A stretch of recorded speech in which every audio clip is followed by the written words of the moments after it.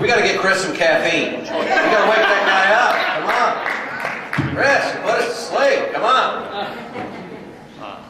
Let's talk about the practical result of what Chris was talking about. We look back to 2004 and look at how Matt Blunt got into the governor's mansion. And I think you look at any analysis of that race, it was when the national pulled out and there was a lack of organization at the state level to carry us through in 2004. The practical result of having Jessica on board, who's doing a phenomenal job here in Jackson County, having Chris on board, John, Yolanda Week, is we will run the campaign in the state of Missouri. We will not be beholden to the national whims and wind and national polling on what's going to occur in the state of Missouri. That is why 85% of the people working on that campaign are local people.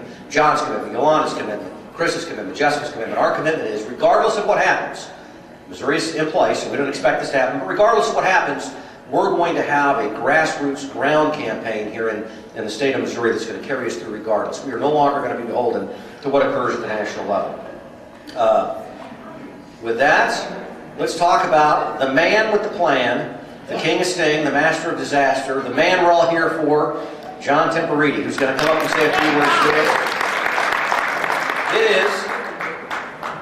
We are incredibly fortunate to have someone like John Temporiti to want to do this job and do it for free.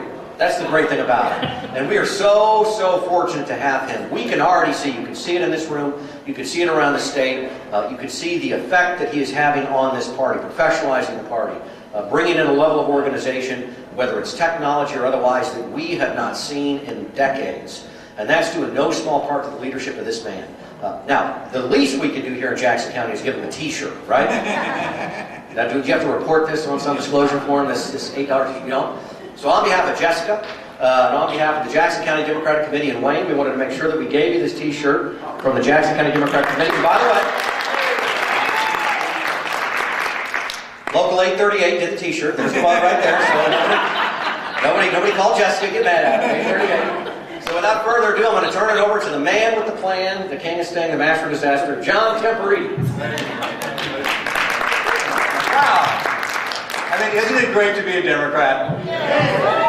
You know, I think if you can see anything, it certainly is excitement and passion. And that's what we're all about. We're here because Yolanda Week and Dutch and Sandy told me to be here. So that's why we're here.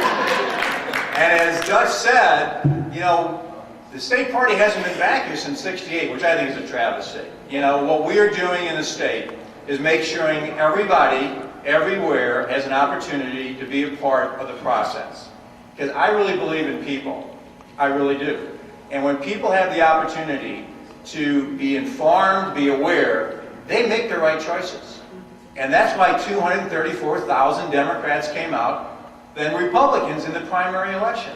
So what we have done is to essentially, as Mike has said so much, is put together a plan. And I want to tell you a meeting that Jay Nixon had real quickly over a year ago.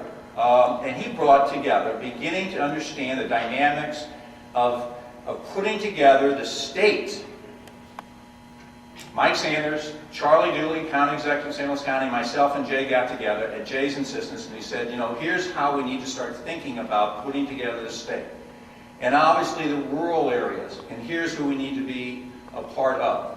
All of this is part of a plan that we put in place in January of 2007 when we hired Jay's staff. We have been working very hard. We are inspired to do what we're doing. That's why you can see people like Chris and JR who have been doing this day in and day out. That is why last year, we came into last year $350,000 in debt in terms of the state party. That debt is paid off. We have raised $1.8 million. $1.8 million. When have the Democrats ever outraised the Republican Party in this state? In an off-year election. We did that. And part of it is because, as Mike has said, and Mike being such a wonderful example of how county executives ought to be, we have put together a plan. What we say is, you plan your work your plan, you manufacture a victory. And that's completely hollow unless, in fact, you have a plan. You're welcome to stay at 12 o'clock. We're going to go again over our strategic plan. We had 20 people from around the state that were part of putting together our strategic plan in place in June of '07. Every 90 days we meet, we update that plan. We want to know what has happened, what hasn't happened, why it hasn't happened. So, what we have done is put essentially a business model to the art of politics to manufacture wins. What the Republicans had done very successfully previous to this time is to do exactly that, is to plan their work and work their plan and fund it. We've done that. What they've also done to us is define who we are. Because if you can define your opposition, you clearly can beat them. We will not be defined by Republicans. We know who we are. We know what our core values are. We will define ourselves because our plan is in place, it is funded, and as you can see here, we are fired up. We are fired up for victory. So I would just end by saying that's why we're here. That's why we're going to continue to be here. Kansas City is critical. Absolutely important. I believe in Kansas City. I understand numbers. I understand resources. I understand passion. I understand leadership. And how great a thing would it be? And it's going to happen that Paul LeVota is going to be the next Speaker of the House. Is there any doubt about that? That's what we're talking about. We're talking about elected statewide. And somebody asked me when Glenn pulled out of this thing, I thought, Christmas came twice. Christmas came in January. We beat an incumbent governor.